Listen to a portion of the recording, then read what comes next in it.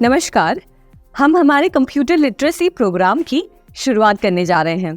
इससे पहले कि हम हमारे चैप्टर्स की ओर बढ़ें, आपको बता दूं कि इस कंप्यूटर लिटरेसी कोर्स के दौरान आप कंप्यूटर्स के बारे में पूरी जानकारी लेंगे, जैसे कि कंप्यूटर्स में कौन से डिवाइसेस आते हैं, ये कहाँ पर यूज होते हैं और कैसे हम कंप्यूटर्स का पूरी तरह से लाभ उठा सकते हैं।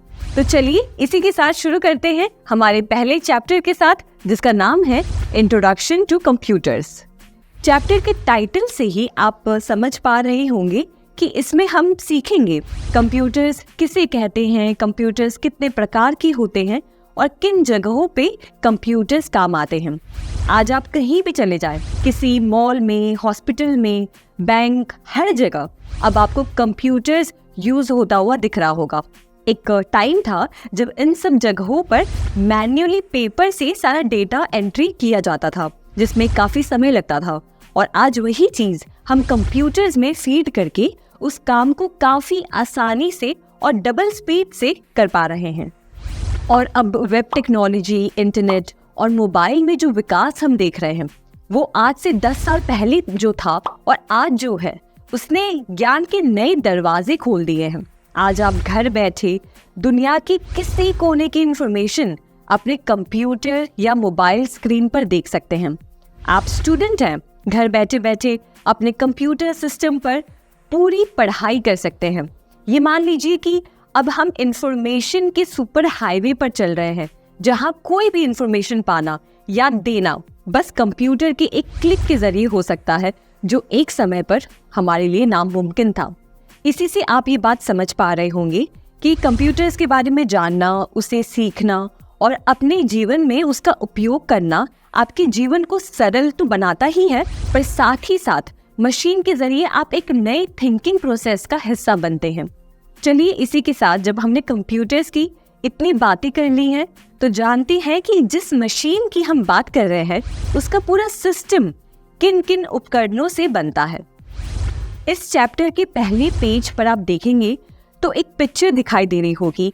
इस पूरे मशीन के समूह को कंप्यूटर या पर्सनल कंप्यूटर कहते हैं। इसे बैंक्स, सरकारी ऑफिसेज और घरों में यूज किया जाता है। इस पर आप पढ़ाई कर सकते हैं, कैलकुलेशंस कर सकते हैं, डिजाइन तैयार कर सकते हैं और कई सारे टास्क इस पर्सनल कंप्यूटर पर कर सकते हैं। जैसे हम हमारे ऑर्गन्स, लिवर, हार्ट, लंग्स के बिना काम नहीं कर सकते, वैसे ही कंप्यूटर को चलाने के लिए इन सारे उपकरणों की जरूरत पड़ती है।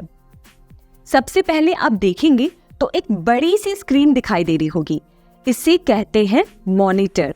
आप जो भी इंफॉर्मेशन कंप्यूटर को फीड करते हैं, उसका रिजल्ट आपको इस मॉनिटर पर दिखाई देता है। ये सबसे जरूरी हिस्सा होता है कंप्यूटर का, जो आपको आउटपुट प्रदान करता है। फिर कंप्यूटर के नीचे आपको एक सीपीयू दिखाई दे रहा होगा। ये मान लीजिए ये आपके कंप्यूटर का ब्रेन है। जो भी टास्क आप कंप्यूटर को देते हैं करने के लिए, ये वही करता है। सीपीयू एक प्राइमरी कंपोनेंट है जो सारे कंप्यूटर प्रोग्राम्स को रन करने के लिए रिस्पॉन्सिबल है। आप जो भी इनपुट देते हैं और उसका जो आउटपुट निकल कर आता है, वो इसी के जरिए होता है। अब आगे बढ़ते हैं। दूसरी चीज जो आपको दिखाई दे रही है, इसे कहते हैं डिस्क ड्राइव। डिस्क ड्राइव क्या करता है, आपकी सीडी या डीवीडी पर जो भी रिफ्लेक्टिव डेटा स्टोर्ड है, उसे रीड करता है और आपके सामने प्रेजेंट करता है। अब आगे देखते हैं फ्लॉपी डिस्क। फ्लॉपी डिस्क आज यूज नहीं किए जा रहे हैं। आज आपको ये कंप्यूटर्स में नहीं मिलेंगे, पर ये काफी पहले यूज किए जाते थे, जब हमारे पास एडवांस टेक्नोलॉजी नहीं थी डेटा ट्रांसफर करने के लिए। आज जो आप यूएसबी ड्राइव्स या ऑनलाइन कनेक्टिविटी या क्लाउड पर जो डेटा स्टोर कर रहे हैं, ये पहले नहीं था। पहले इन फ्लॉपी डिस्क पर डेटा स्टोर किया जाता था। आज इनकी कोई ज़रूरत नहीं है, क्योंकि इनकी स्टोरेज कैपेसिटी बहुत कम हुआ करती थी। बस केबी या एमबी में ही आप स्टोर कर पाते थे। आज हमारे पास इतनी एडवांस टेक्नोलॉजीज हैं कि चाहे आप जितनी से जितनी हैवी फाइल स्टोर करना चाहें या ट्रांसफ़र करना चाहें, इन एडवांस टेक्नोलॉजीज की बदौलत आप कर सकते हैं।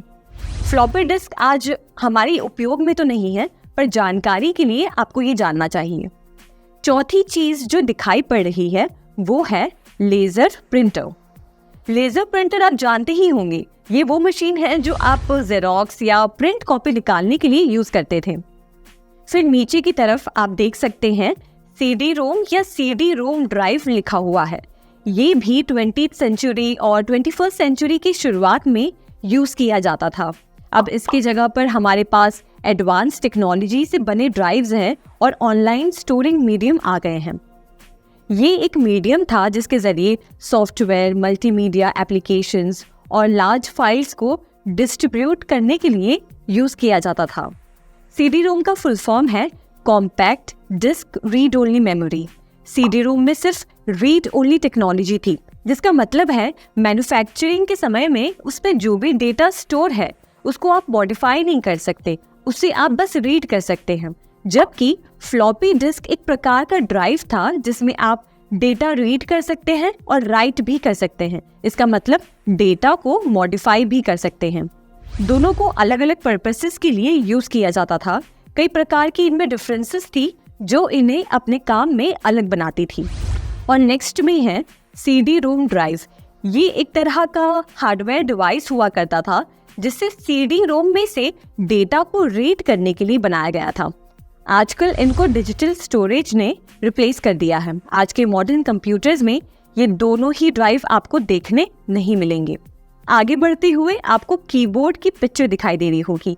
ये एक प्राइमरी इनपुट डिवाइस है जिसमें कई तरह के कीज होते हैं। इनमें कई तरह के बटन्स होते हैं, कई तरह के स्पेशल कैरेक्टर्स होते हैं जो एक प्रकार के फंक्शन या कमांड को रिप्रेजेंट करते हैं। आप कंप्यूटर से इन बटन्स के जरिए अपने कमांड्स को पहुंचा पाते हैं। अगला है माउस। इसके बारे में तो आप जानते ही होंगे। ये कंप्यूटर स्क्रीन पर कर्सर मूव करने के लिए काम आता है। मॉडेम एक ऐसा डिवाइस है जो कंप्यूटर और इंटरनेट सर्विस प्रोवाइडर के बीच संवाद स्थापित करने में मदद करता है। ये डिजिटल डेटा को एक प्रकार से दूसरे प्रकार में बदलने और फिर से वापस बदलने में क्षमता रखता है ताकि इंटरनेट और कंप्यूटर के बीच एक कम्युनिकेशन संभव हो। उसके बाद है स्पीकर, जिसके बारे में हम अच्छे से जानते हैं। फिर है मेमोरी।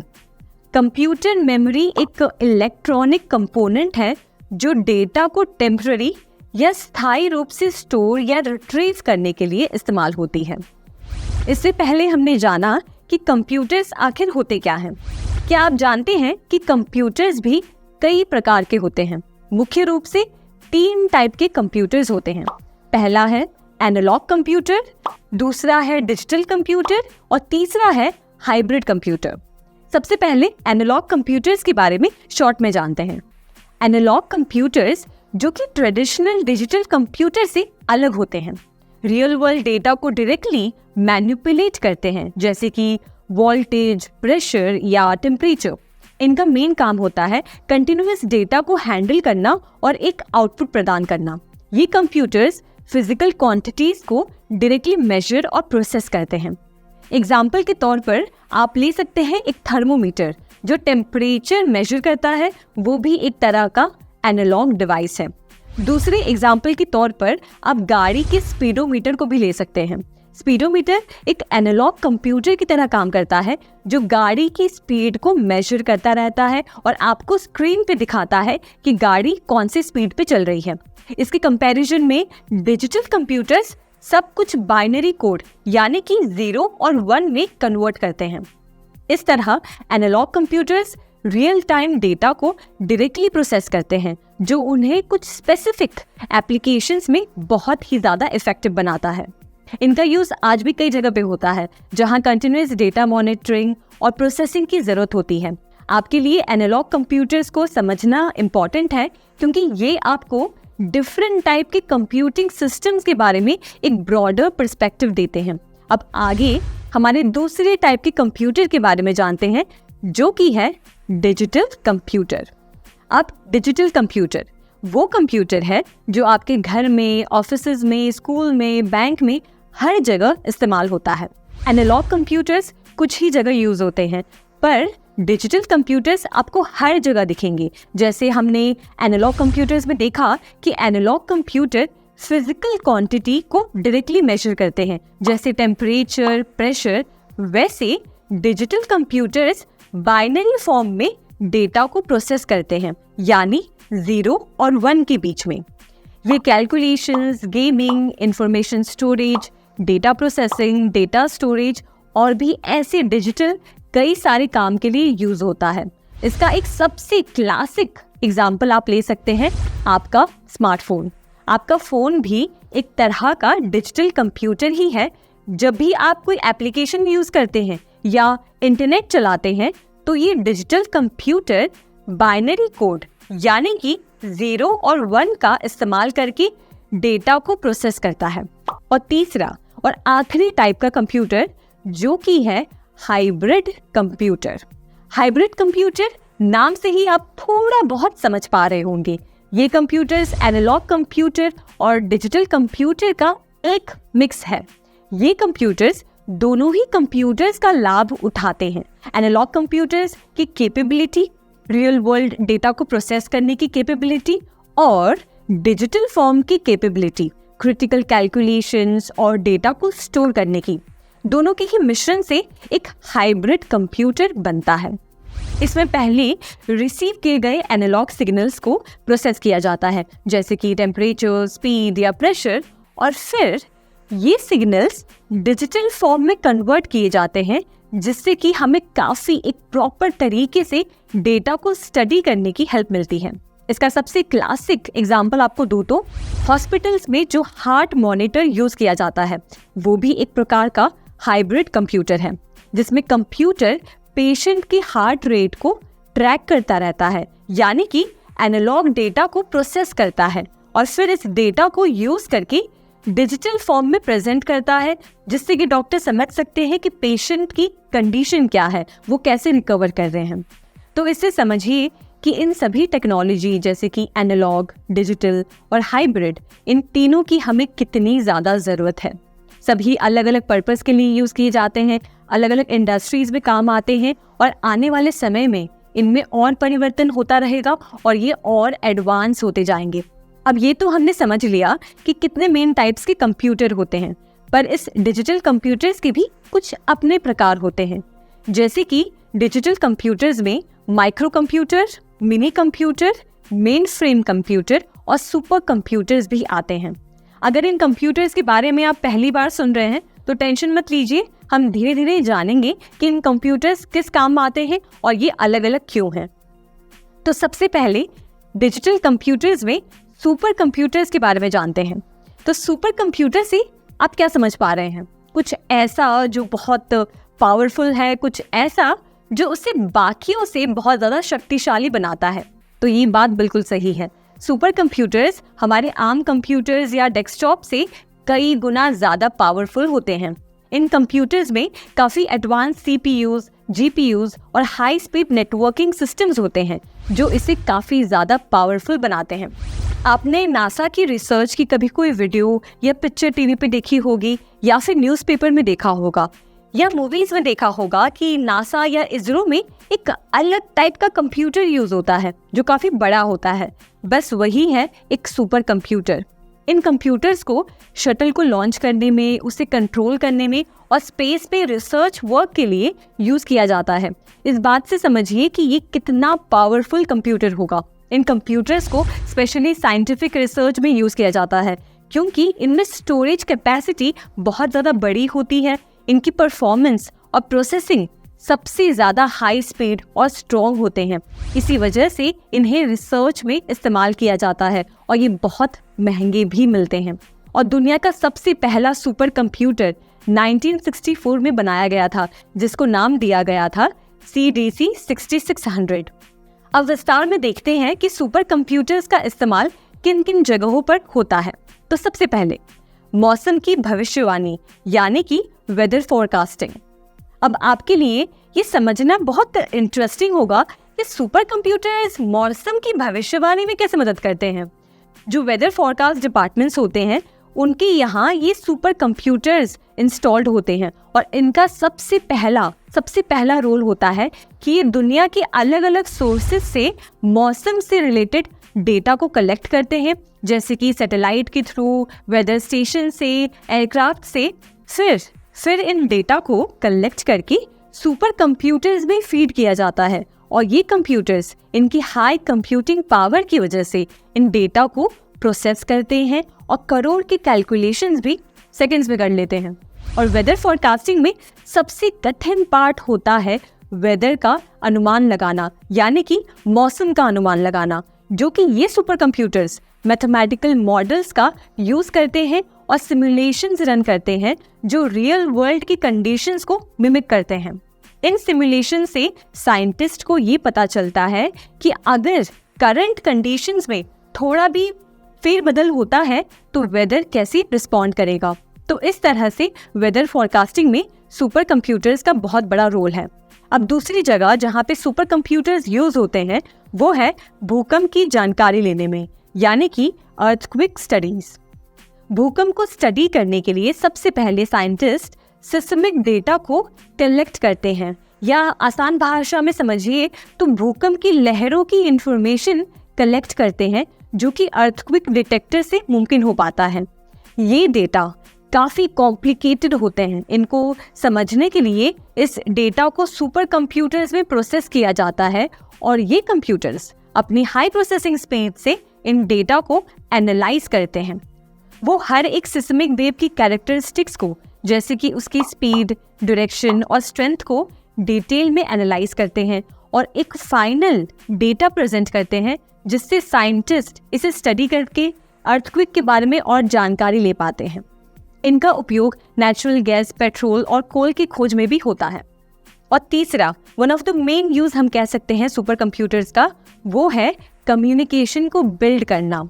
हम आज जो भी डिवाइस यूज करते हैं, हमारे फोन्स, कंप्यूटर्स, टैबलेट्स, लैपटॉप, सब कुछ, इन सब डिवाइसेस के बीच लगातार काफ़ी सारा डेटा फ्लो होता रहता है, जैसे कि इंटरनेट ट्रैफिक, मोबाइल डेटा और सैटेलाइट के कम्युनिकेशंस। इन सभी डेटा को बहुत बड़े पैमाने पर सुपर कंप्यूटर्स प्रोसेस करने में मदद करते हैं, जिससे कि डेटा ट्रांसफ़र इनके बीच तेज़ी से और आसानी से हो सके। फिर ये नेटवर्क को और स्ट्रॉन्ग बनाने में हेल्प करते हैं, जिससे जो भी डेटा वो स्पीड से ट्रांसफ़र हो रहा है, इनके बीच में कोई भी प्रकार का डेटा लूज ना हो और नेटवर्क एकदम सेफ रहे। इन कंप्यूटर्स को जहाँ यूज़ किया जाता है, इन बातों से आप समझ पा रहे होंगे कि सुपर कंप्यूटर्स का कितना बड़ा रोल है हमारे समाज, साइंस और टेक्नोलॉजी के डेवलपमेंट के लिए। ये कंप्यूटर्स हथियारों के परीक्षण और न्यूक्लियर वेपन्स के प्रभाव को जानने में भी मदद करते हैं। बुक में आप पढ़ेंगे तो देखेंगे कि सुपर कंप्यूटर की एक पिक्चर दी गई है। आप देखिए कि ये मशीन दिखने में ही कितना ज़्यादा पावरफुल लगता है। और दुनिया में कुछ फेमस सुपर कंप्यूटर्स के नाम भी आपके बुक में दिए गए हैं।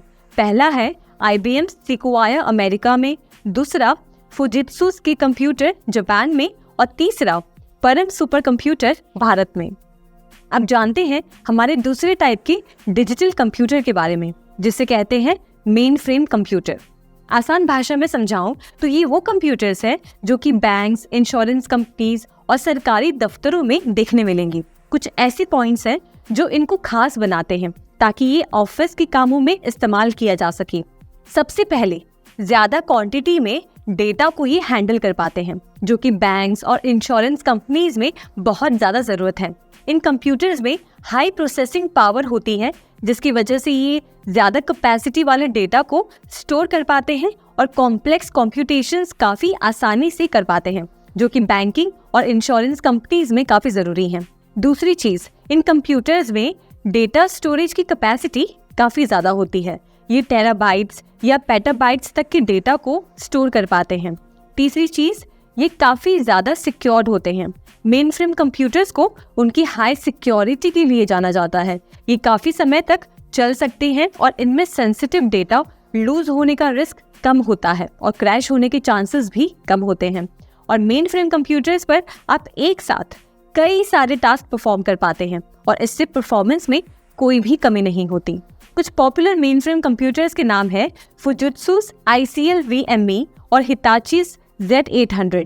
आप इनको इंटरनेट पर सर्च करके ज़रूर देखें कि कैसे दिखते हैं और आपको इनसे रिलेटेड और भी जानकारी मिलेगी।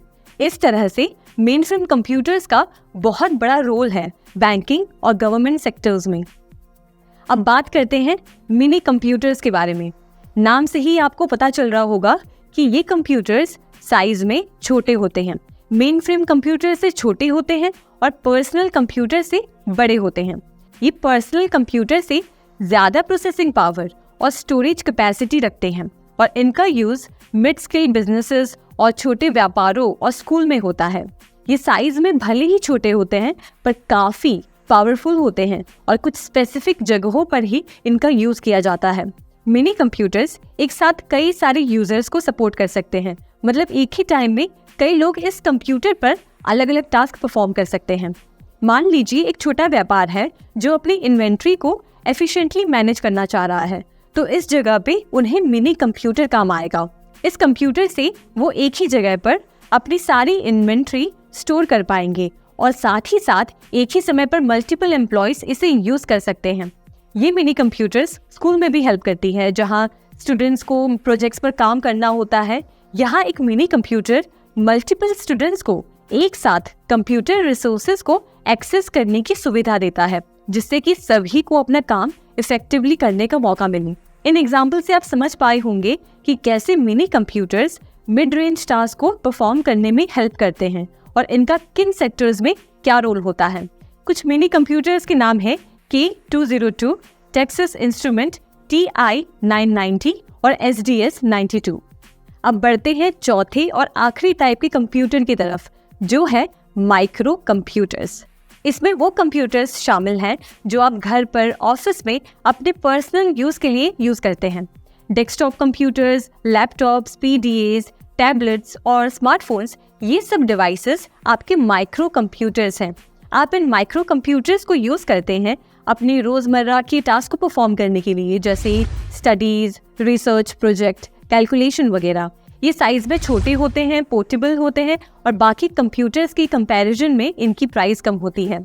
माइक्रो कंप्यूटर्स के बारे में हम अच्छे से पहले से ही जानते हैं, क्योंकि ये हमारे घर में, ऑफिसेज में और भी सरकारी दफ्तरों में यूज होते हैं। तो आगे और भी विस्तार में जानते रहेंगे। इसी के साथ आगे बढ़ते हैं हमारे इस चैप्टर के दूसरे सेक्शन में, जिसमें हम जानेंगे कंप्यूटर सिस्टम के क्या क्या बेनिफिट्स हैं।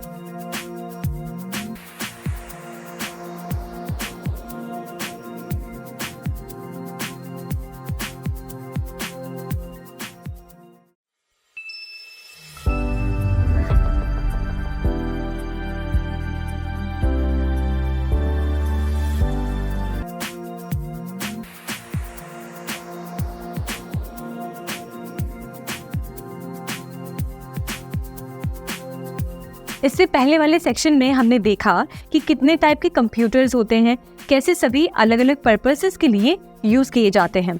अब इस सेक्शन में कंप्यूटर सिस्टम के लाभ में हम जानेंगे कि कंप्यूटर एक मशीन के रूप में कैसे हमें लाभ पहुंचाता है।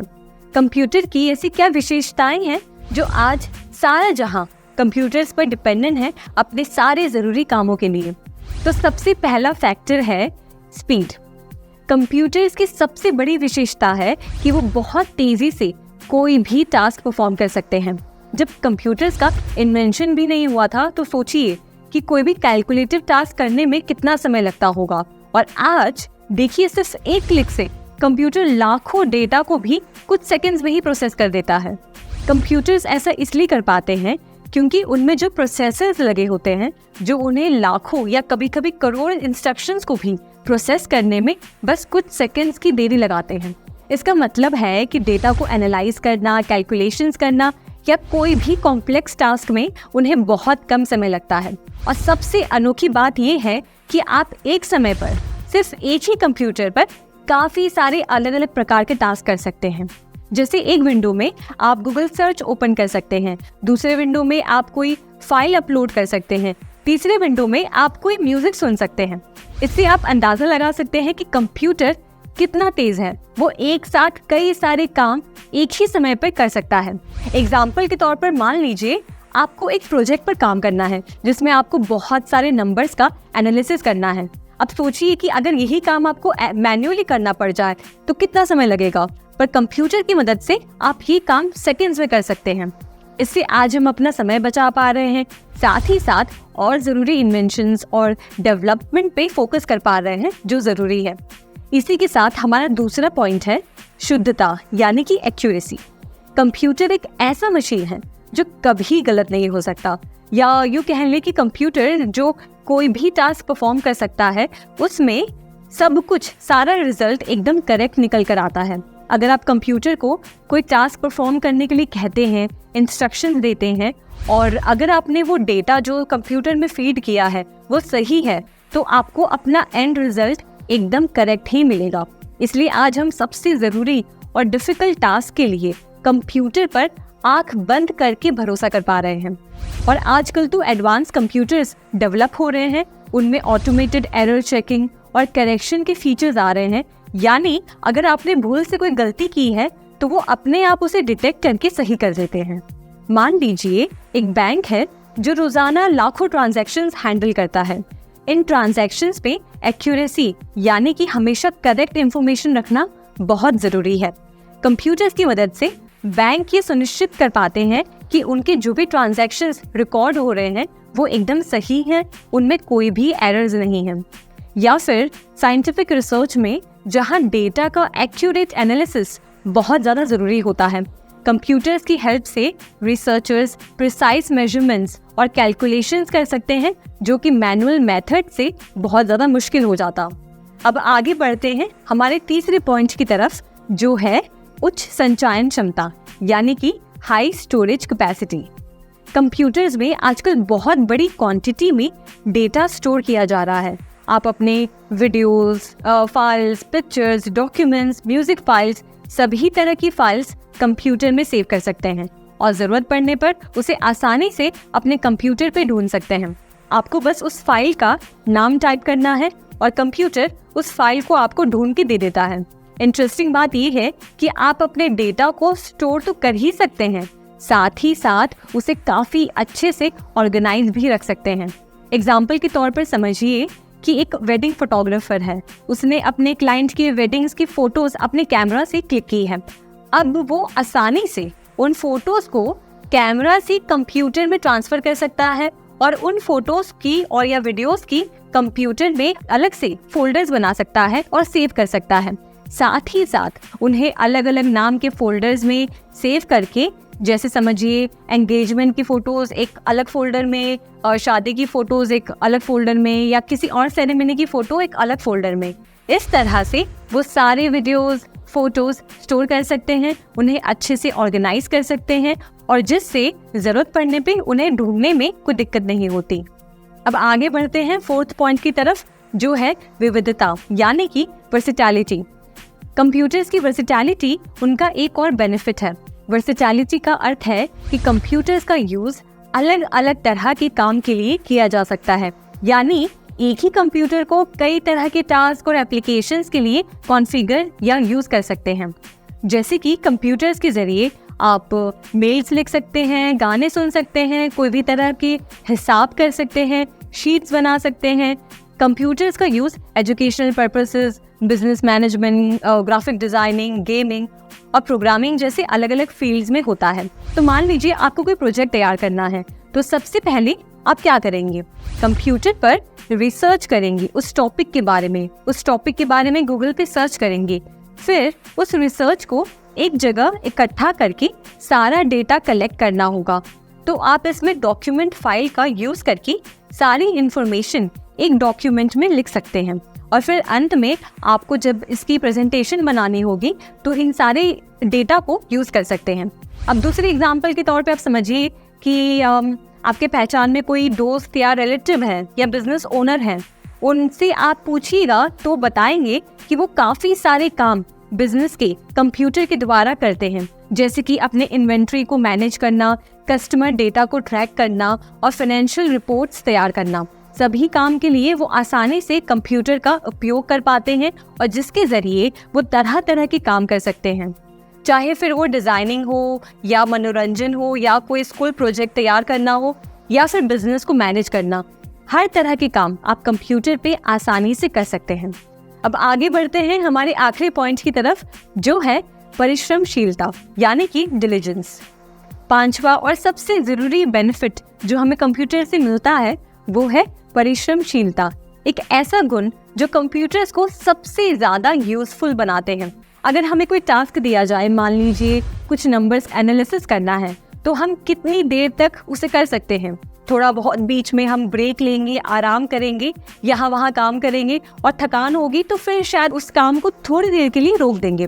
पर कंप्यूटर्स को आराम करने की जरूरत नहीं पड़ती। कंप्यूटर्स उस टास्क को परफॉर्म करने के लिए कोई ब्रेक नहीं लेते, कोई आराम करने की जरूरत नहीं पड़ती, वो लगातार उस काम को परफॉर्म कर सकते हैं। हम थोड़ा बहुत बीच में भले ही अपने काम से कंसंट्रेशन खो बैठे, पर कंप्यूटर एक मशीन है, वो कभी अपना कंसंट्रेशन नहीं खोता और ना कभी उसे बोरियत होती है जिसकी वजह से उसे कोई ब्रेक लेने की जरूरत नहीं पड़ती।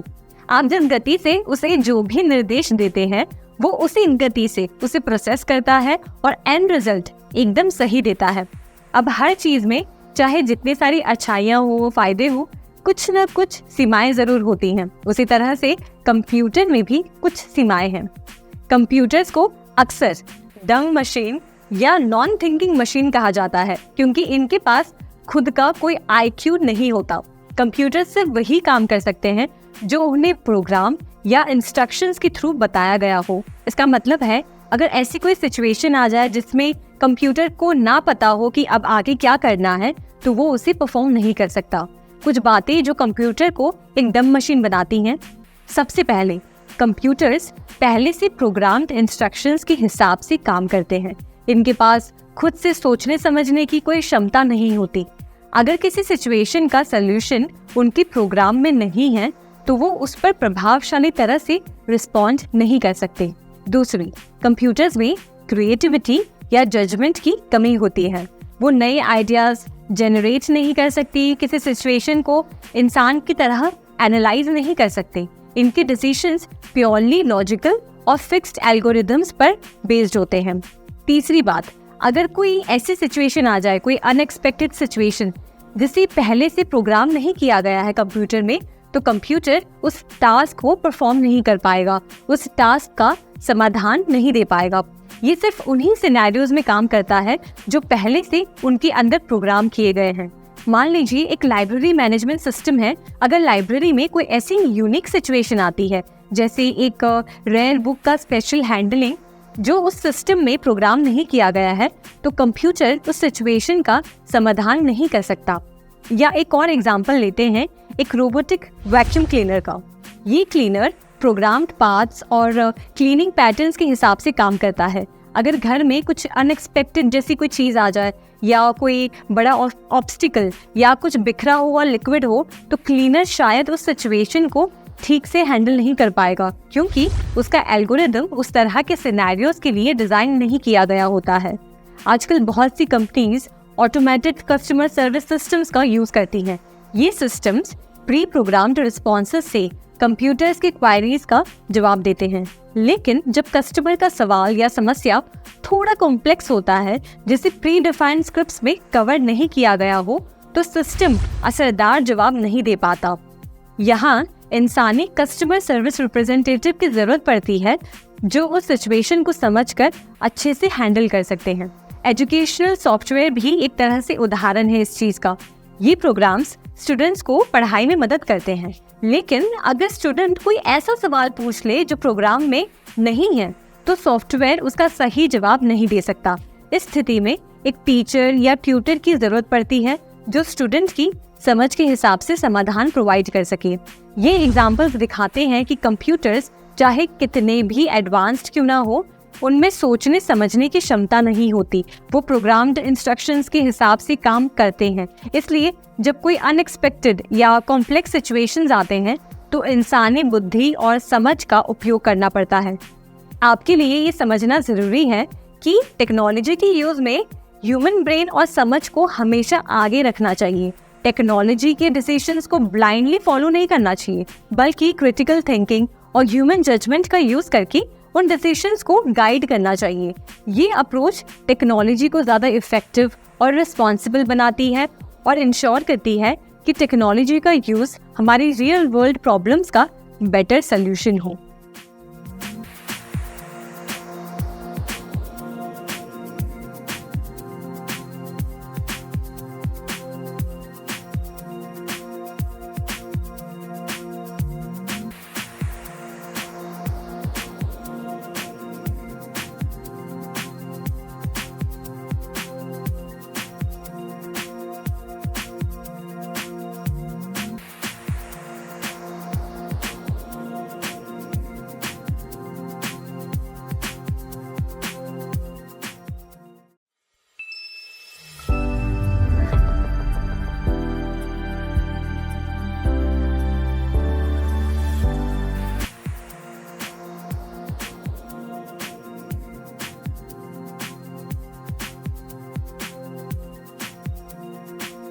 अब चैप्टर में आगे बढ़ते हुए हम हार्डवेयर और सॉफ्टवेयर के बारे में जानेंगे। सबसे पहले सॉफ्टवेयर। आपने सॉफ्टवेयर नाम कई बार सुना होगा, टीवी पर या किसी के मुंह से या कहीं तो पढ़ा होगा। अब ये जान लीजिए कि सॉफ्टवेयर एक कंप्यूटर का इतना इम्पोर्टेंट हिस्सा है कि उसके बिना आप कंप्यूटर यूज ही नहीं कर सकते। तो चलिए जानते हैं कि सॉफ्टवेयर आखिर करता क्या है और वो क्यों इतना इम्पोर्टेंट है। एकदम आसान भाषा में समझाऊं तो सॉफ्टवेयर एक ऐसी चीज है जो आपकी हेल्प करता है कि आप कंप्यूटर के साथ एक कम्युनिकेशन बना सकें। जैसे कि आप अगर समझिए कंप्यूटर को कोई टास्क परफॉर्म करने के लिए कह रहे हैं, तो सॉफ्टवेयर वही टास्क कंप्यूटर को समझाता है और कंप्यूटर से वो टास्क करवाता है। जैसे मान लीजिए आपको कोई न्यू रेसिपी बनानी है, तो आप क्या करते हैं, एक रेसिपी बुक खोलते हैं और उसमें सारे इंस्ट्रक्शंस पढ़ते हैं, राइट, कि कैसे वो खाना बनाना है। वैसे ही सॉफ्टवेयर में कंप्यूटर को चलाने के सारे इंस्ट्रक्शंस फीड किए होते हैं। सॉफ्टवेयर आपको दिखाई तो नहीं देता, पर ये आपके कंप्यूटर में ही होता है। इसमें कई सारे प्रोग्राम्स होते हैं और ये कंप्यूटर की सेकेंडरी मेमोरी डिवाइस में स्टोर होते हैं, जैसे कि एसएसडी, हार्ड डिस्क कह लीजिए, या फिर एक्सटर्नल मेमोरी डिवाइसेस। उसमें ये स्टोर होता है जहाँ पे आपके फोटोज और बाकी वीडियोज भी स्टोर किए जाते हैं। अब हर एक सॉफ्टवेयर में कई सारे प्रोग्राम्स होते हैं। अब ये समझिए कि हर एक प्रोग्राम किसी एक स्पेसिफिक टास्क के लिए लिखा जाता है और ये प्रोग्राम्स बहुत सारे लैंग्वेजेस, अलग अलग तरह के लैंग्वेजेस में लिखे जाते हैं, जैसे कि C++, पाइथन, जावा, ये सब लैंग्वेजेस होते हैं। और ये सारे लैंग्वेजेस जैसे कि C++, जावा, पाइथन, इन सब के अपने रूल्स होते हैं, अपने खुद सिंटैक्स होते हैं, जिसको फॉलो करके ये प्रोग्राम्स लिखे जाते हैं। अब समझिए कि हर एक सॉफ्टवेयर एक स्पेसिफिक टास्क के लिए लिखा जाता है। समझिए आपको कंप्यूटर पे कोई डॉक्यूमेंट लिखनी है या फिर किसी को मेल भेजना है, तो ये सब आप किसके माध्यम से करते हैं, सॉफ्टवेयर के माध्यम से करते हैं।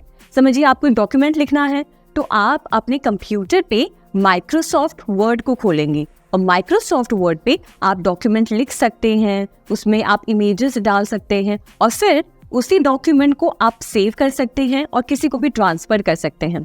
अब मान लीजिए आपको कोई फोटो एडिट करनी है, तो फोटो एडिट करने के लिए आप फोटोशॉप का यूज करते हैं। तो ये सारे सॉफ्टवेयर्स हैं जो अलग अलग स्पेसिफिक टास्क, जैसे डॉक्यूमेंट लिखने के लिए, वीडियो एडिटिंग के लिए, इमेज एडिटिंग के लिए, गाने सुनने के लिए, कंप्यूटर के लिए बनाए गए हैं। अब आपने ये तो समझा कि सॉफ्टवेयर कंप्यूटर में कुछ ऐसे प्रोग्राम्स ऐड करता है जो आपके कंप्यूटर को यूज करने के लिए केपेबल बनाता है। पर अब सॉफ्टवेयर्स में भी दो तरह के सॉफ्टवेयर्स हैं, एक तो है सिस्टम सॉफ्टवेयर और दूसरा है एप्लीकेशन सॉफ्टवेयर। तो एप्लीकेशन सॉफ्टवेयर में हमने देखा कि माइक्रोसॉफ्ट वर्ड था, फोटोशॉप था, ये सारी एक स्पेसिफिक टास्क के लिए ये सॉफ्टवेयर्स बनाए गए हैं। और वैसे ही सिस्टम सॉफ्टवेयर जो है वो एक अलग तरह से काम करता है। तो आइए एक डिटेल तरीके से समझते हैं कि सिस्टम सॉफ्टवेयर आखिर किसे कहते हैं। तो सिस्टम सॉफ्टवेयर को आप इस तरीके से समझिए कि आपके पास एक कार है, तो कार में एक सबसे ज़रूरी चीज़ क्या होती है, इंजन, राइट। इंजन से ही हम कार चला पाते हैं। वैसे ही कंप्यूटर के लिए जो इंजन है वो है सिस्टम सॉफ्टवेयर। आपके कंप्यूटर में हमने देखे इससे पहले कि काफ़ी सारे पार्ट्स होते हैं, एक माउस होता है, एक कीबोर्ड होता है, CPU होता है, फिर स्टोरेज डिवाइस होता है और प्रिंटर होता है। ये सारी चीज़ें जब कंप्यूटर के साथ मिलकर जुड़ती हैं तो उसके बीच में एक कम्युनिकेशन का एक, आप समझिए, एक साधन सिस्टम सॉफ्टवेयर बनाता है। सिस्टम सॉफ्टवेयर आपके माउस को, आपके कीबोर्ड को कंप्यूटर के साथ सिंक करके उससे काम करवाता है। और आप सबसे पहले जब कंप्यूटर ओपन करते हैं तो जो आपके सामने खुलता है वो कंप्यूटर का सिस्टम सॉफ्टवेयर है। अब सिस्टम सॉफ्टवेयर में भी कई तरह के कंपोनेंट्स आते हैं, तो आइए डिटेल में देखते हैं कि सिस्टम सॉफ्टवेयर में आखिर कितने तरह के कंपोनेंट्स हैं। तो सबसे पहला सिस्टम सॉफ्टवेयर है operating system.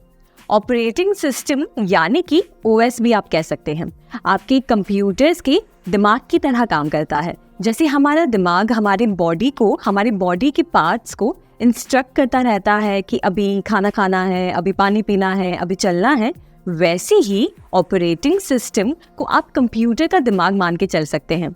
Operating system computer से वो सारे काम करवाता है जो आप उसे इंस्ट्रक्ट करते हैं।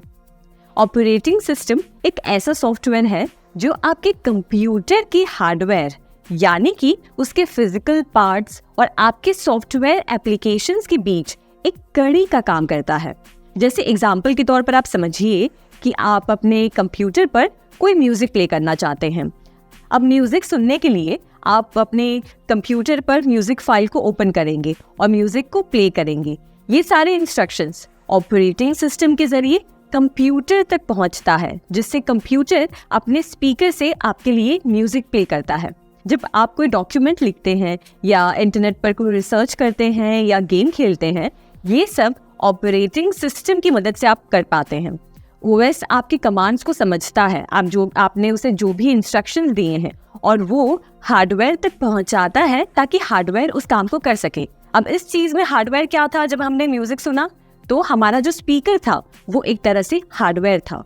कुछ फेमस ऑपरेटिंग सिस्टम्स हैं जैसे कि विंडोज, जो आपको बहुत सारे पर्सनल कंप्यूटर्स पे देखने मिलते हैं। आपके कंप्यूटर पे भी शायद आप विंडोज यूज कर रहे होंगे। वैसे ही एप्पल कंप्यूटर्स में मैक ओएस यूज होता है, और लिनक्स भी एक तरह का ऑपरेटिंग सॉफ्टवेयर है जो कि एक ओपन सोर्स ऑपरेटिंग सॉफ्टवेयर है। और ऐसे ही आपके स्मार्टफोन्स में, आपके मोबाइल फोन्स में भी ऑपरेटिंग सॉफ्टवेयर्स होते हैं, जैसे एंड्रॉयड जो ज़्यादातर नॉन एप्पल स्मार्टफोन्स पर चलते हैं, और iOS जो एप्पल के आईफोन्स पर चलते हैं। अब हम ऑपरेटिंग सिस्टम के एक और ज़रूरी कंपोनेंट पे चर्चा करेंगे, यूटिलिटीज़। तो चलिए यूटिलिटीज़ के बारे में और उनके इम्पोर्टेंस को समझते हैं। जब हम अपना कंप्यूटर या स्मार्टफोन यूज़ करते हैं तो हमें अक्सर कुछ ना कुछ छोटी मोटी प्रॉब्लम्स देखने मिलती हैं, जैसे कि स्लो परफॉर्मेंस हो गया है डिवाइस, या फिर कोई वायरस की प्रॉब्लम है। इन प्रॉब्लम्स को सॉल्व करने के लिए हम मदद लेते हैं यूटिलिटीज़ का। यूटिलिटीज़ छोटे सॉफ्टवेयर प्रोग्राम्स होते हैं जो ऑपरेटिंग सिस्टम के साथ मिलकर काम करते हैं और कंप्यूटर को और स्मूथली चलाने में मदद करते हैं। ये यूटिलिटीज़ कई तरह के होते हैं, हर एक का अपना अलग फंक्शन होता है। सबसे कॉमन यूटिलिटी है एंटीवायरस प्रोग्राम। ये आपके कंप्यूटर को वायरसेस और मालवेयर से बचाता है जो आपके सिस्टम को नुकसान पहुंचा सकते हैं या आपके पर्सनल डेटा को चुरा सकते हैं। फिर आते हैं दूसरे टाइप की यूटिलिटीज, जो है डिस्क क्लीनअप और दूसरा है डिस्क डिफ्रेगमेंटर। ये आपके हार्ड ड्राइव को ऑप्टिमाइज करते हैं, बेकार फाइल्स को हटाकर और डेटा को एफिशिएंटली स्टोर करते हैं, जिससे आपके कंप्यूटर की स्पीड बढ़ती रहती है। और एक इम्पॉर्टेंट यूटिलिटी है बैकअप टूल। ये आपके इम्पॉर्टेंट डेटा को बैकअप करता है ताकि किसी भी सिस्टम फेलियर या डेटा लॉस की स्थिति में आपका डेटा एकदम सेफ रहे, सुरक्षित रहे। यूटिलिटीज हमारे ऑपरेटिंग सिस्टम का एक अनिवार्य हिस्सा है। ये छोटे लेकिन पावरफुल टूल्स होते हैं जो हमारे कंप्यूटर एक्सपीरियंस को और भी बेहतर बनाते हैं और एकदम सेफ बनाते हैं। अब अगले पॉइंट की बात करते हैं, जो है डिवाइस ड्राइवर्स। कभी सोचा है कि आपके कंप्यूटर अलग अलग हार्डवेयर डिवाइसेस जैसे प्रिंटर, कीबोर्ड या वेबकैम को कैसे पहचानता है? यहाँ पर काम आते हैं डिवाइस ड्राइवर्स। डिवाइस ड्राइवर्स छोटे सॉफ्टवेयर प्रोग्राम्स होते हैं जो आपके कंप्यूटर के ऑपरेटिंग सिस्टम को बताते हैं कि कैसे नए हार्डवेयर डिवाइसेस के साथ कम्युनिकेट करना है। मान लीजिए आप एक नया प्रिंटर अपने कंप्यूटर के साथ कनेक्ट करते हैं, अब प्रिंटर को शुरू करने के लिए पहले उसका ड्राइवर इंस्टॉल करना पड़ता है। ये ड्राइवर सॉफ्टवेयर आपके कंप्यूटर को बताता है कि प्रिंटर को कैसे कंट्रोल करना है, कैसे प्रिंट कमांड को प्रोसेस करना है और कैसे आउटपुट जनरेट करना है। एक और उदाहरण है, जब आप अपने कंप्यूटर पे एक नया ग्राफिक्स कार्ड लगाते हैं, स्पेशली अगर आप गेमिंग या ग्राफिक डिजाइनिंग करते हैं। इसके लिए ग्राफिक कार्ड्स का ड्राइवर इंस्टॉल करना बहुत ज़रूरी होता है। ये ड्राइवर आपके कंप्यूटर को ग्राफिक कार्ड के फंक्शंस को समझाने और उसको बेस्ट यूज करने में बहुत हेल्प करता है। ये छोटे लेकिन पावरफुल सॉफ्टवेयर हमारे हार्डवेयर और ऑपरेटिंग सिस्टम के बीच का एक ब्रिज बनाते हैं और इंश्योर करते हैं कि सब कुछ सही से काम कर रहा है। अब आगे बढ़ते हैं हमारे अगले पॉइंट की तरफ, जो है सर्वर्स। एक सर्वर बेसिकली एक पावरफुल कंप्यूटर या कंप्यूटर नेटवर्क है जो डेटा स्टोर करता है और दूसरे कंप्यूटर्स यानी क्लाइंट्स को सर्विस प्रोवाइड करता है। ये सर्विसेज कई प्रकार की हो सकती हैं, जैसे वेब पेजेस दिखाना, ईमेल्स प्रोसेस करना या फिर फाइल्स को ही स्टोर करना। मान लीजिए जब आप कोई वेबसाइट देखते हैं तो आप असल में एक वेब सर्वर से जुड़ रहे होते हैं। वेब सर्वर वो कंप्यूटर होता है जहां वेबसाइट का सारा डेटा स्टोर होता है। जब आप वेबसाइट का URL एंटर करते हैं तो आपका कंप्यूटर उस सर्वर से कनेक्ट होता है और वेबसाइट को लोड करता है। एक और एग्जांपल के तौर पे समझिए एक ईमेल सर्वर। जब आप कोई ईमेल भेजते हैं या उसको रिसीव करते हैं तो ये सारा जो भी काम होता है, रिसीव करना या सेंड करना, ये सारा ईमेल सर्वर के माध्यम से होता है। ईमेल सर्वर आपके और रिसीवर के बीच में ईमेल मैसेजेस को ट्रांसफर करता है। और फिर आते हैं फाइल सर्वर्स, जो स्पेशली कंपनीज में यूज होते हैं। ये सर्वर्स कंपनीज के डेटा और डॉक्यूमेंट्स और दूसरे फाइल्स को स्टोर और मैनेज करते हैं ताकि एम्प्लॉयज आसानी से उन तक पहुंच सके। अब ये तो हमने जाना सिस्टम सॉफ्टवेयर के बारे में, जिसमें operating system, utilities, device drivers और सर्वर्स आते हैं। ये सारे सॉफ्टवेयर्स सिस्टम सॉफ्टवेयर का हिस्सा है। अब हम दूसरे टाइप के सॉफ्टवेयर्स के बारे में जानेंगे, जो है एप्लीकेशन सॉफ्टवेयर। एप्लीकेशन सॉफ्टवेयर एक ऐसे तरह का सॉफ्टवेयर है जिसे स्पेशली कंप्यूटर पर स्पेशल टास्क परफॉर्म करने के लिए बनाया गया है। एप्लीकेशन सॉफ्टवेयर को एंड यूजर प्रोग्राम के नाम से भी जानते हैं। इससे पहले जो हमने सिस्टम सॉफ्टवेयर के बारे में पढ़ा, उससे एप्लीकेशन सॉफ्टवेयर काफी अलग है।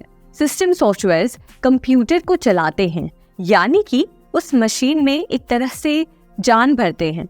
अगर सिस्टम सॉफ्टवेयर नहीं होते तो एक कंप्यूटर मशीन काम ही नहीं कर पाता। उसे काम करने के लिए सिस्टम सॉफ्टवेयर की जरूरत पड़ती है, जबकि एप्लीकेशन सॉफ्टवेयर थोड़ा अलग है। एप्लीकेशन सॉफ्टवेयर की जब हम बात करें तो ये वो सॉफ्टवेयर्स हैं जो कंप्यूटर पर अलग अलग टूल्स प्रोवाइड करते हैं, जिससे हम अलग अलग तरह की टास्क परफॉर्म कर सकें। मान लीजिए अगर मैं आपको कहूँ कि आपको एक टॉपिक पर रिसर्च करनी है, तो आप क्या करेंगे? एक डॉक्यूमेंट खोलेंगे और उसमें सारा रिसर्च वर्क या जो भी आप सर्च कर रहे हैं उसे टाइप करेंगे। तो इस जगह पे जो आप टूल यूज करेंगे वो एक एप्लीकेशन सॉफ्टवेयर होगा। एप्लीकेशन सॉफ्टवेयर का एक एग्जांपल है माइक्रोसॉफ्ट वर्ड, जो हमें हेल्प करता है डॉक्यूमेंट्स प्रिपेयर करने के लिए। अब दूसरे एग्जांपल की बात करें तो मान लीजिए आपको इंटरनेट पर कुछ सर्च करना है। आप कंप्यूटर ओपन करेंगे और गूगल पर सर्च करेंगे, राइट? तो इसमें गूगल एक तरह का एप्लीकेशन सॉफ्टवेयर ही है। अगर आपको वीडियो एडिटिंग करनी है तो उसके लिए आप एक दूसरे प्रकार का एप्लीकेशन सॉफ्टवेयर ओपन करेंगे। वैसे ही अगर कोई शीट बनानी है तो उसके लिए आप अलग सॉफ्टवेयर यूज करेंगे। और ऐसे में ये सारे टूल्स जो भी आप यूज कर रहे हैं वो एक तरह से एप्लीकेशन सॉफ्टवेयर है। और ऐसे कई सारे सॉफ्टवेयर्स हैं जो अलग अलग पर्पसेस के लिए बनाए गए हैं और ये हमारी लाइफ को और भी आसान बनाते हैं। अब ये सॉफ्टवेयर्स हर तरह के फील्ड में इस्तेमाल होते हैं और हाँ, हर तरह के लोग इन्हें यूज करते हैं। जैसे आपका कोई फ्रेंड होगा जो किसी बिजनेस को चला रहा होगा, वो भी किसी ना किसी तरह का एप्लीकेशन सॉफ्टवेयर जरूर यूज कर रहा होगा। जैसे माइक्रोसॉफ्ट एक्सेल पर वो अपनी दुकान की इन्वेंट्री बनाता होगा। आपको कोई और दोस्त होगा जो एक ग्राफिक डिजाइनर होगा, तो वो फोटोशॉप का यूज करता होगा फोटोज को एडिट करने के लिए, तो वो भी एक तरह का एप्लीकेशन सॉफ्टवेयर है। आपको इस बात से काफी हैरानी होगी कि अगर मैं कहूँ कि आपके आसपास चाहे कोई भी चीज है, कहीं ना कहीं उन चीजों को बनाने या उसकी मार्केटिंग में एक तरह का एप्लीकेशन सॉफ्टवेयर ही यूज किया गया है। अब मेरी ही पहचान में हमारी एक फ्रेंड है जो एक कंटेंट क्रिएटर हैं। वो फैशन और लाइफस्टाइल के ऊपर इंस्टाग्राम रील्स बनाती हैं। अब उनका देखिए कि वो कैसे सॉफ्टवेयर का यूज़ करती हैं। कंटेंट की स्क्रिप्ट लिखने के लिए वो माइक्रोसॉफ्ट वर्ड का इस्तेमाल करती हैं, जो कि एक तरह का एप्लीकेशन सॉफ्टवेयर है। फिर उस टॉपिक पे रिसर्च करने के लिए वो गूगल का इस्तेमाल करती हैं, जो कि एक एप्लीकेशन सॉफ्टवेयर है, या अन्य किसी टूल का जैसे मोजिला, फायरफॉक्स या सफारी। एक बार उनका जब कंटेंट शूट हो जाता है तो उस कंटेंट को एडिट करने के लिए, यानी कि वीडियो एडिटिंग के लिए, वो एडोब प्रीमियर प्रो का यूज़ करती हैं। इसमें आप जितने भी टूल्स का नाम सुने वो सारे ही एप्लीकेशन सॉफ्टवेयर्स हैं। तो इससे समझिए कि एप्लीकेशन सॉफ्टवेयर्स कितने सारे अलग अलग प्रकार के टास्क के लिए यूज़ किया जाता है। मेरे ख्याल से अभी तक आप समझ गए होंगे कि एप्लीकेशन सॉफ्टवेयर किसे कहते हैं और उन्हें किस पर्पस के लिए यूज़ किया जाता है। Business, education, medical science, banking, industries, हर तरह के काम के लिए इन सॉफ्टवेयर्स का इस्तेमाल किया जाता है। मेडिकल स्टोर्स पर भी आपको जो प्रिंटेड बिल मिलती है वो भी एक सॉफ्टवेयर के माध्यम से ही तैयार किया जाता है। हमने अब सिस्टम सॉफ्टवेयर और एप्लीकेशन सॉफ्टवेयर के बारे में अच्छे से जान लिया है। अब थोड़ा इन दोनों ही टाइप के सॉफ्टवेयर्स को कंपेयर करते हैं और देखते हैं कि इन दोनों में क्या क्या बातें अलग हैं। तो पहला डिफरेंस जो सिस्टम सॉफ्टवेयर और एप्लीकेशन सॉफ्टवेयर के बीच में है कि सिस्टम सॉफ्टवेयर कंप्यूटर को काम करने के लिए सक्षम बनाते हैं, वहीं एप्लीकेशन सॉफ्टवेयर कुछ यूजर्स को अलग अलग एप्लीकेशन के जरिए डॉक्यूमेंट्स को क्रिएट करने का एक प्लेटफॉर्म देते हैं। दूसरा डिफरेंस, सिस्टम सॉफ्टवेयर के बिना कंप्यूटर काम नहीं कर सकता, तो आपके कंप्यूटर में सिस्टम सॉफ्टवेयर का होना बहुत ज़रूरी है। वहीं एप्लीकेशन सॉफ्टवेयर ऑप्शनल है, यूज़र को अगर उसकी नीड है तभी वो उसे इंस्टॉल कर सकता है, वरना उसके बिना भी कंप्यूटर पर आप काम कर सकते हैं। तीसरा difference, system software application software के बिना भी काम कर सकता है, पर एप्लीकेशन सॉफ्टवेयर को चलाने के लिए सिस्टम सॉफ्टवेयर की ज़रूरत पड़ती है।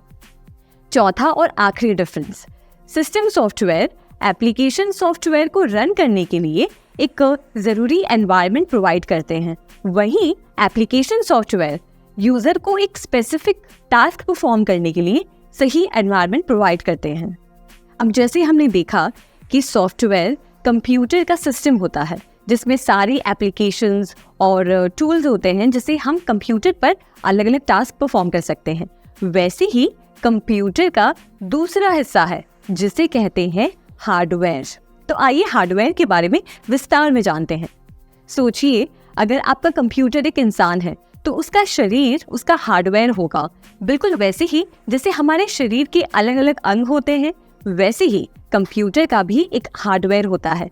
तो हार्डवेयर कंप्यूटर के उन हिस्सों को कहते हैं जिन्हें आप देख सकते हैं, टच कर सकते हैं, जैसे कि keyboard, mouse, printer, monitor, extension cable, switches.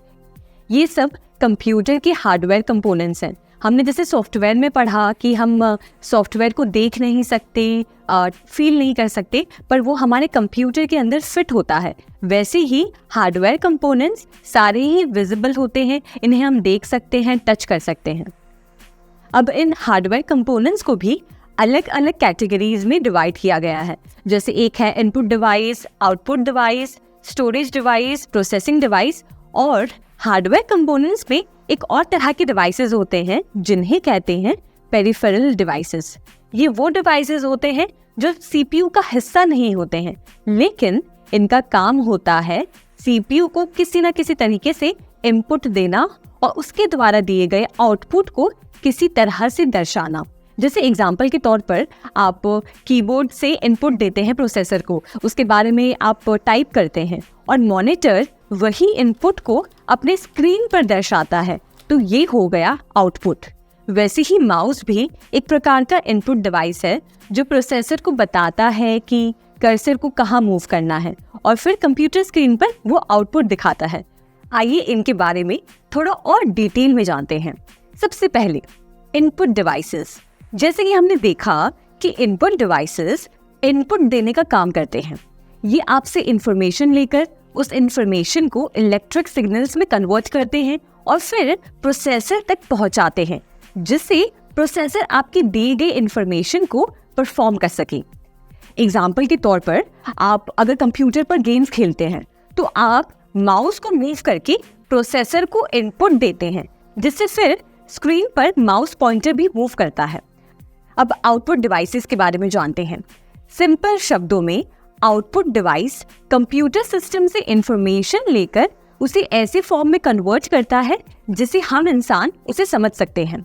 Example के तौर पर समझिए मॉनिटर यानी कि आपके कंप्यूटर का स्क्रीन एक आउटपुट डिवाइस है जो प्रोसेसर से इंफॉर्मेशन लेकर उसे आउटपुट यानी कि रिजल्ट में कन्वर्ट करता है। जैसे आप अपने स्क्रीन पर जब कोई मूवी या फिर कोई वीडियो देखते हैं तो वो कंप्यूटर आउटपुट दिखा रहा है। अब बात करते हैं प्रोसेसिंग डिवाइसेस की। ये कंप्यूटर का दिमाग होता है। इनमें सबसे जरूरी होता है CPU यानी कि सेंट्रल प्रोसेसिंग यूनिट, जो सारे इंस्ट्रक्शंस को प्रोसेस करता है।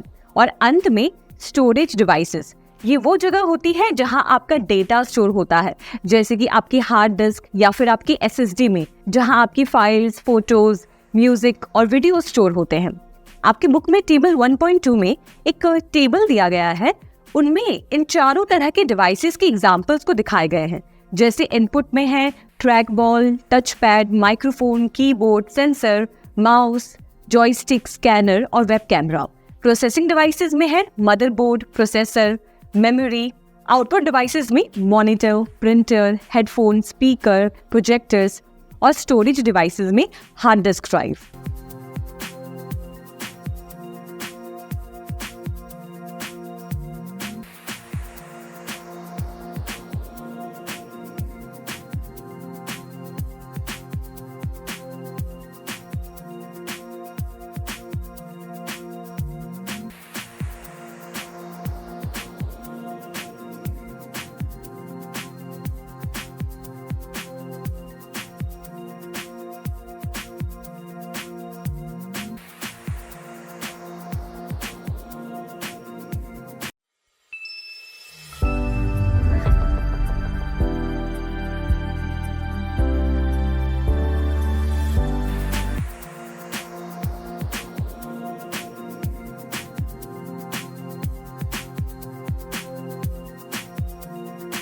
कंप्यूटर किस तरह से अलग अलग जगहों में काम आता है। सबसे पहले घर में कंप्यूटर का उपयोग।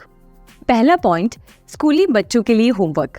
अगर आप स्कूल या कॉलेज में हैं तो आप हर तरह के स्कूल के प्रोजेक्ट्स के लिए कंप्यूटर का यूज जरूर कर रहे होंगे, चाहे किसी टॉपिक पर रिसर्च करना हो या किसी टॉपिक पर पावर पॉइंट प्रेजेंटेशन बनानी हो या पढ़ाई करनी हो। हर तरह से कंप्यूटर आजकल की एजुकेशन सिस्टम का एक बहुत इम्पोर्टेंट हिस्सा बन गया है। मैं आज जब अपने छोटे भाई बहनों को देखती हूँ जो स्कूल में हैं, तब सोचती हूँ कि उनका एजुकेशन सिस्टम कैसे पूरी तरीके से आज कंप्यूटर्स पर डिपेंडेंट है। और लॉकडाउन के समय में चाहे कोई स्कूल का बच्चा हो या कॉलेज का बच्चा, हम सब जानते हैं कि सब कोई ऑनलाइन क्लासेस पे डिपेंडेंट थे और ऑनलाइन क्लासेस के लिए वो कंप्यूटर यूज़ करते थे या मोबाइल फ़ोन्स यूज़ करते थे। दूसरा पॉइंट है एंटरटेनमेंट। दूसरी चीज़ जहाँ हमारे घरों में कंप्यूटर बहुत ही ज़ोरों शोरों से यूज़ होता है वो है मनोरंजन के लिए। अब इसके बारे में मुझे ज़्यादा बात करने की ज़रूरत नहीं है, क्योंकि हम सब जानते हैं कि मनोरंजन के लिए हम कंप्यूटर का किस तरीके से उपयोग करते हैं। म्यूज़िक सुनने के लिए, गेम्स खेलने के लिए, मूवीज़ देखने के लिए, हर तरह के मनोरंजन के लिए हम एक मशीन का यूज़ करते हैं जो है कंप्यूटर। तीसरा पॉइंट है सोशल मीडिया। शायद ही हम में से कोई ऐसा होगा जो आज सोशल मीडिया पर ना हो। अगर ट्विटर पर अकाउंट नहीं है तो इंस्टाग्राम पर होगा, इंस्टाग्राम पर नहीं है तो फेसबुक पर ज़रूर होगा। और आज चाहे दुनिया में किसी से भी कनेक्ट करना हो, आपको बस अपना फ़ोन खोलना है और फ्रेंड रिक्वेस्ट भेजनी है या तो फिर अपने कंप्यूटर पर लॉगिन कर सोशल मीडिया अकाउंट्स यूज़ करने हैं। आज इतना आसान है। चौथा और आखिरी पॉइंट है नॉलेज। आज किसी भी चीज़ के बारे में जानकारी लेनी है तो बस एक क्लिक के ज़रिए हम A to Z सारी इन्फॉर्मेशन अपने कंप्यूटर स्क्रीन पर देख सकते हैं। चाहे कुकिंग सीखनी हो, साइंस के रिलेटेड कोई भी इनोवेशन के बारे में सीखना हो या जानना हो, या बिजनेस के बारे में जानना हो कि कैसे शुरू कर सकते हैं, आज सब कुछ कंप्यूटर के माध्यम से अवेलेबल है।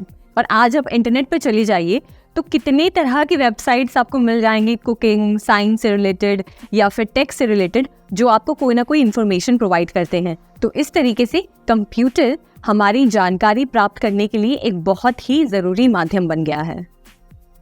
अब देखते हैं शिक्षा के क्षेत्र में कंप्यूटर का उपयोग। सबसे पहला पॉइंट है स्मार्ट क्लास। आज से 15-20 साल पहले हमारे क्लासरूम्स कैसे हुआ करते थे? एक ब्लैक बोर्ड होता था और टीचर्स उसी पे पढ़ाया करते थे।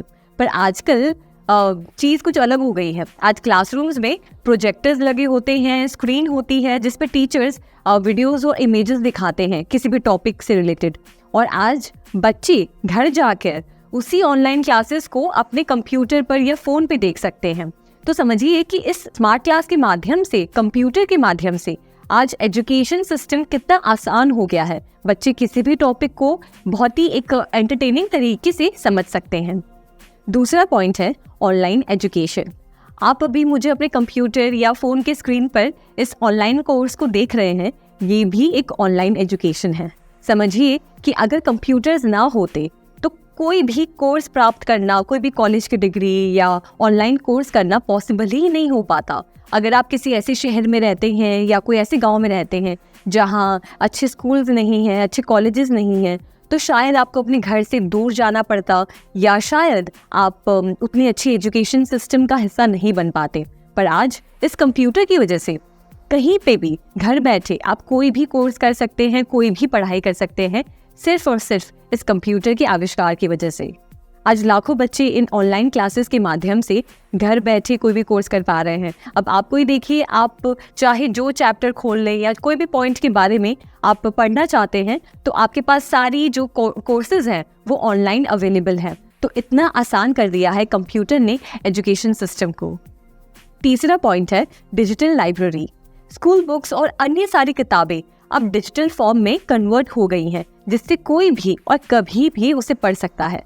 आपके लाइब्रेरी में भी जो मैगजीन्स हैं, आर्टिकल्स और हर प्रकार के जर्नल्स अब हमें ऑनलाइन मिल जाते हैं। और आप लाइब्रेरी जाएंगे तो वहाँ भी पाएंगे कि बुक्स वहाँ पर कंप्यूटर के जरिए ही मैनेज हो रहे हैं। किसी बुक इशू किया गया है, उसका नाम, कब की गई है वो डेट, और कब लौटानी है, वो सारा डेटा अब कंप्यूटर में स्टोर किया जाता है। अब देखते हैं कंप्यूटर का बिजनेस में उपयोग। चाहे आप किसी भी बिजनेस का नाम लें, Amazon, मिंत्रा या आपके घर के पास वाला कोई भी लोकल ग्रोसरी स्टोर, कंप्यूटर्स हर जगह हर बिजनेस में इस्तेमाल हो रहा है। आइए कुछ पॉइंट्स के जरिए समझते हैं कि बिजनेस में ये कंप्यूटर्स कैसे काम करते हैं और कैसे बिजनेसेस की हेल्प करते हैं। सबसे पहले संचार यानी कम्युनिकेशन। क्या आपने कभी कोई ऑनलाइन सामान ऑर्डर किया है? आई एम श्योर आपने किया होगा। और कभी अगर उस प्रोडक्ट में कोई डिफेक्ट होता है तो आप क्या करते हैं? कस्टमर सर्विस में कॉल करते हैं, राइट? यही है कंप्यूटर का एक यूसेज बिजनेसेस में। कस्टमर डायरेक्टली सेलर से बात कर सकते हैं, अपने सजेशंस दे सकते हैं, और अगर प्रोडक्ट में कोई दिक्कत होती है तो आसानी से उस इशू को सॉल्व किया जा सकता है। इसी पहलू पर आज सारे बिजनेसेस काम कर रहे हैं। आपके प्रोडक्ट को लेकर कोई भी शिकायत हो या कोई भी परेशानी हो, आप डायरेक्टली बिजनेसेस को मेल भेज सकते हैं, आप अपनी बात उन्हें लिख सकते हैं, उनसे कॉल पर कनेक्ट कर सकते हैं, और एक रिलेशनशिप भी इससे कस्टमर और बिजनेसेस के बीच में भी बिल्ड होता है। अगर आप अभी कोई जॉब कर रहे हैं तो ईजिली अपने मैनेजर के साथ कनेक्ट कर सकते हैं मीटिंग्स के लिए या कोई भी डिस्कशन के लिए। इससे बिजनेसेस, ऑफिसेस के वर्क कल्चर को काफ़ी स्मूथ बना दिया है। अब हर काम के लिए बिना किसी परेशानी से ईजिली कम्युनिकेशन इकोसिस्टम को हम और स्ट्रॉन्ग बना पा रहे हैं। कंपनीज गूगल मीट, स्काइप पर मीटिंग्स अरेंज करती हैं, जिससे हर एम्प्लॉय कहीं से भी अटेंड कर सकता है और काम का नुकसान नहीं होता है। ऐसे और भी एरियाज में कंप्यूटर कम्युनिकेशन को सुधार रहा है। दूसरा पॉइंट, सेल्स और मार्केटिंग। एक बड़े बिजनेस की बात करें और या एक छोटे बिजनेस की बात करें, उनके प्लान्स को अप्लाई करने में कंप्यूटर एक बहुत ही इम्पोर्टेंट भूमिका प्ले करता है। सेल्स को ट्रैक करने के लिए अलग अलग टूल्स आज मार्केट में हैं, जिन टूल्स पर इजीली आप अपने सेल्स की रिकॉर्ड रख सकते हैं और पूरे सेल्स वर्कफोर्स को मैनेज भी कर सकते हैं। वेबसाइट बनाना, अपने बिजनेस के डिजिटल एड्स क्रिएट करना, सब कुछ आप कंप्यूटर पे कर सकते हैं। आपके भी फ्रेंड सर्कल या रिलेटिव में कोई होगा जिनका बिजनेस ऑनलाइन हर जगह सेटअप है। उनकी एड्स फेसबुक पे, इंस्टाग्राम पर चल रहे होंगे, जिसकी वजह से वो इतने कंपटीशन में भी हजारों लोगों तक अपने प्रोडक्ट को पहुंचा पा रहे हैं, उसकी जानकारी शेयर कर पा रहे हैं। ई कॉमर्स बिजनेस ऐसे ही ग्रो हुआ है।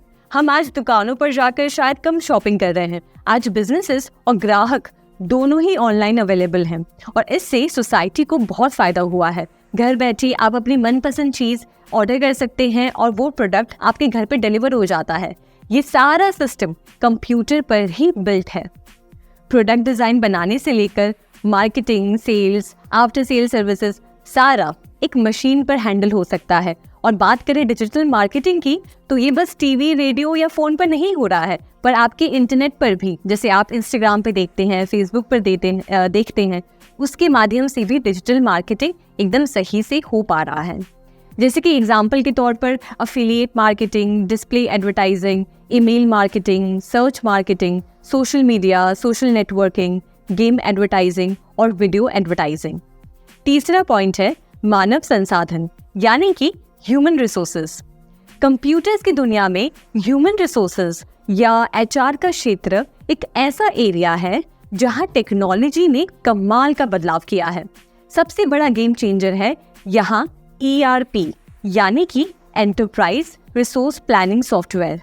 सोचिए, एक बड़ी कंपनी है जिसमें हजारों एम्प्लॉयज हैं।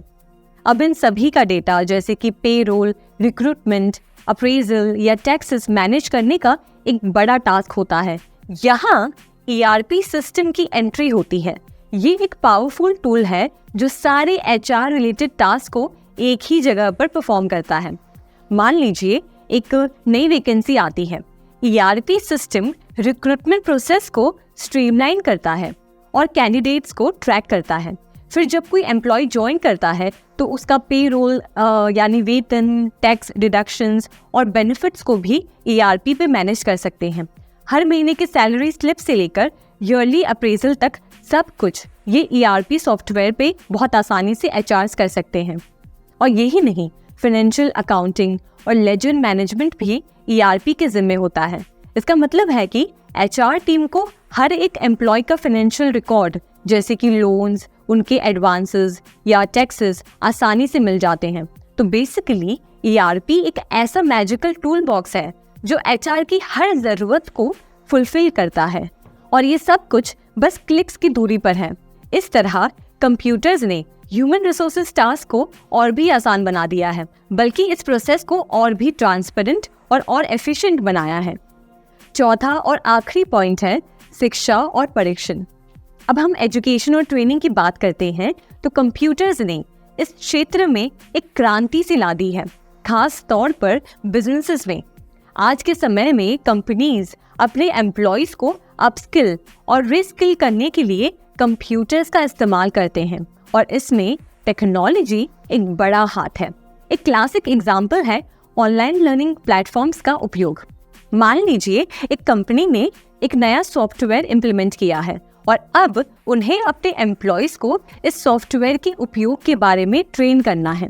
यहाँ पर कंप्यूटर्स के थ्रू ऑनलाइन कोर्सेज और ट्यूटोरियल्स का यूज करके एम्प्लॉयज को आसानी से और इफेक्टिवली ट्रेन किया जा सकता है।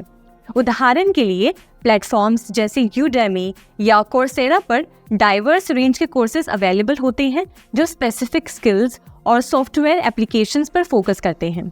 और फिर वर्चुअल रियलिटी यानी कि VR और ऑगमेंटेड रियलिटी यानी कि AR बेस्ड ट्रेनिंग, ये एक और इनोवेटिव तरीका है जहां कंप्यूटर्स को इस्तेमाल करके एम्प्लॉयज को एक इमर्सिव लर्निंग एक्सपीरियंस दिया जाता है। मान लीजिए एक मैन्युफैक्चरिंग कंपनी अपने एम्प्लॉयज को मशीनरी के ऑपरेशन के बारे में ट्रेन करना चाहती है।